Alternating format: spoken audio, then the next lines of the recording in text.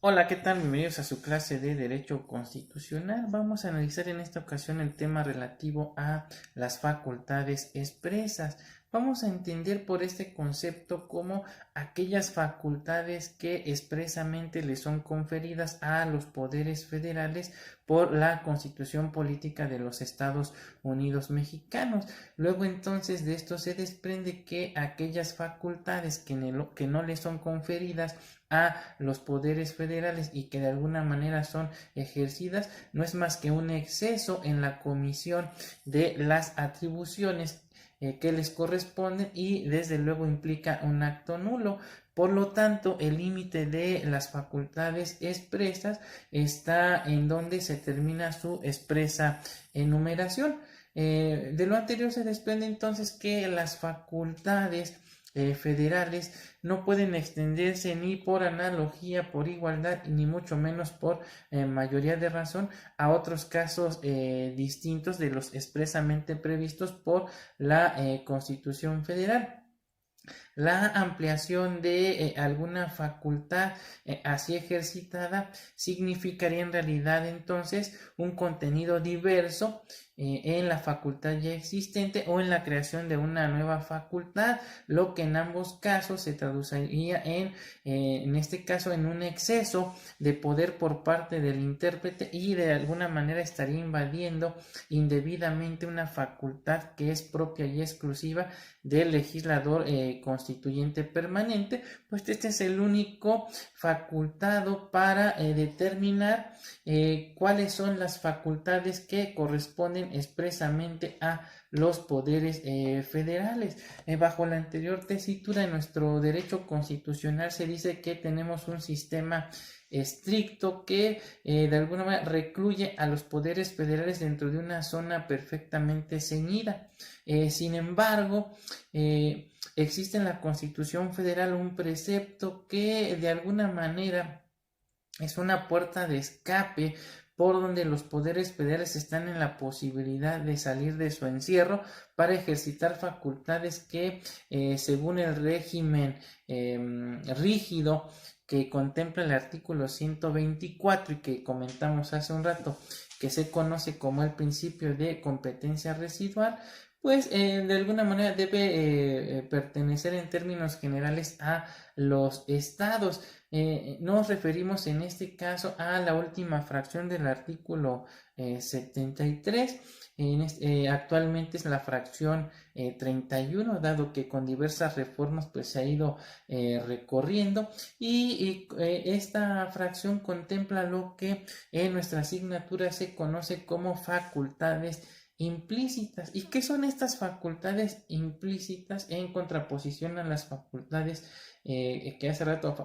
mencionamos facultades expresas? Pues son las conferidas por la Constitución Federal a cualquiera de los poderes federales, concreta y determinantemente en alguna materia.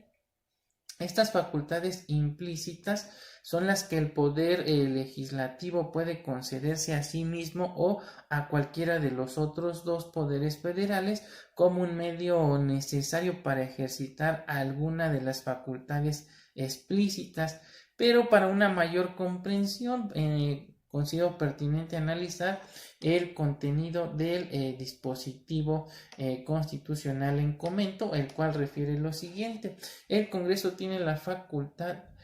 para expedir todas las leyes que sean necesario a objeto de hacer efectivas las facultades anteriores y todas las otras concedidas por esta Constitución a los poderes de la Unión. ¿Qué se desprende del precepto legal antes analizado? Pues en primera instancia se establece que estas facultades implícitas solamente pueden justificarse cuando se reúnen los siguientes requisitos. En primera instancia, la existencia de una facultad explícita que por sí sola no podría ejercitarse, y en segundo lugar la relación de medio necesario respecto de un fin entre la facultad implícita y el ejercicio de la facultad explícita, de suerte que sin la primera no podría alcanzarse el uso de la segunda, y en tercer lugar el reconocimiento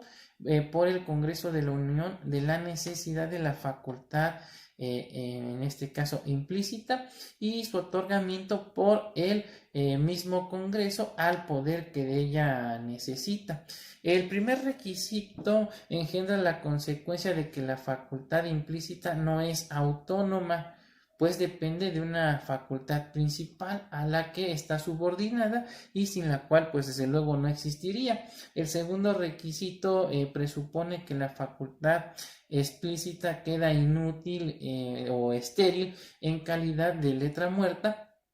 si su ejercicio no se actualizara por medio de la facultad implícita. De aquí surge entonces la relación de necesidad entre una y otra. Y el tercer requisito significa que ni el poder ejecutivo ni judicial pueden conferirse a sí mismos las facultades indispensables para emplear las que la Constitución le concede, pues tienen que recibirlas desde luego del poder legislativo. En cambio, este poder no solo las otorga a los otros poderes, sino tiene la facultad incluso de dárselas a sí mismo. No obstante lo anterior, si alguna vez el legislador mexicano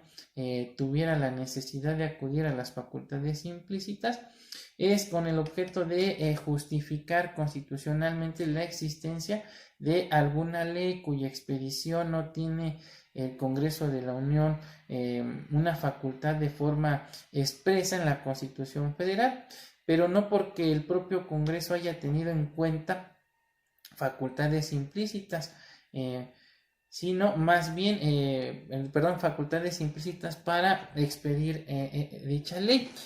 Así, por ejemplo, encontramos que el Congreso de la Unión carece de facultades explícitas para expedir el Código Civil Federal, a diferencia de la facultad que en la misma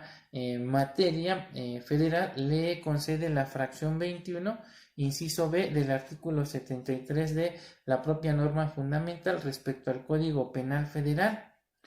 Pero el Poder Judicial Federal tiene, de acuerdo a la fracción segunda del artículo 104 de la propia norma fundamental, la facultad de resolver controversias judiciales del orden civil o mercantil cuando surja de la aplicación de leyes federales o tratados internacionales celebrados por el Estado mexicano, por lo que el Congreso de la Unión entonces debe contar entonces con una facultad implícita de expedir dicho código, de los cuales los vigentes en la actualidad pues no mencionan ningún fundamento constitucional para ello que justifique su expedición, lo que desde luego entonces es un indicio del escaso conocimiento que aquí se tiene de las denominadas facultades implícitas. Bien, con esto estaríamos concluyendo entonces esta cuestión de las facultades expresas, que se dividen, como ya lo vimos, a su vez en facultades explícitas y facultades implícitas, y en un siguiente video estaríamos analizando lo concerniente a las facultades concurrentes o coincidentes.